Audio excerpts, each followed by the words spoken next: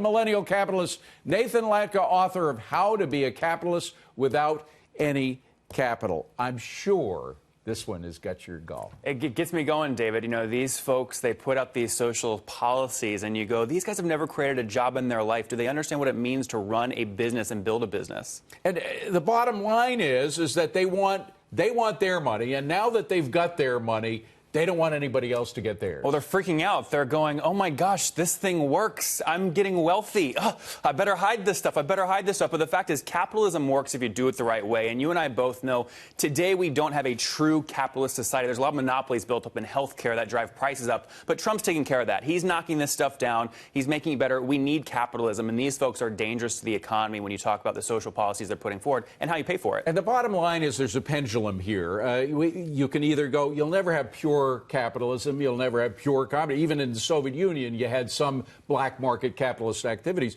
But when we switched from going towards government, towards socialism in the previous administration, back towards capitalism, the economy booms. Yep. I mean, it's pretty clear. Do you think Americans get it now? I think Americans understand it because they look at their stocks, they look at their savings, things are going up, right? Everything's going up. We're, as a country, getting richer, and we're getting more leverage back, and these things are important. And I think Trump and the current administration have done a great job of making sure the average American in the middle of the country actually feels that. So I think it's working. He's also done a good job of linking a lot of these socialist policies and calling them out by name as socialist policies. Bernie Sanders, of course, calls himself a socialist. Yep. Liz Warren, though, is, I think, a little bit smarter than Bernie in terms of her political savvy. She calls herself a capitalist, but basically has the same socialistic program. Do you think Americans are going to understand that and see the absolute contradiction in that? I think so. I mean, I think privately she probably calls herself a socialist. But anytime there's a camera on or anything like this, she goes, I'm the capitalist Liz Warren that has made millions of dollars in the capitalist system. I love capitalism. But I think the thing that strikes me about all these folks is they assume folks of my generation, 20, 29-year-olds,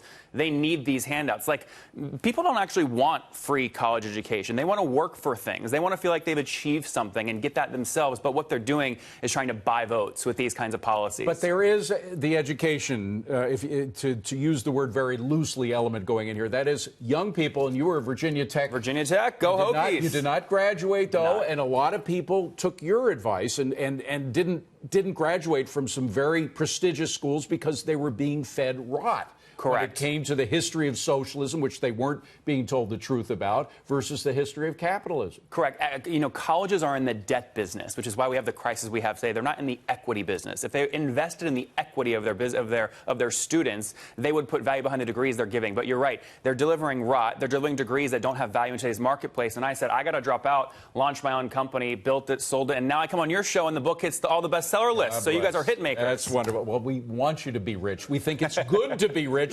People come here by the millions because they want to be rich, and these people condemn being rich, even though they are. It's a little scary. Nathan Latka, good David, to see you. Thank you very much.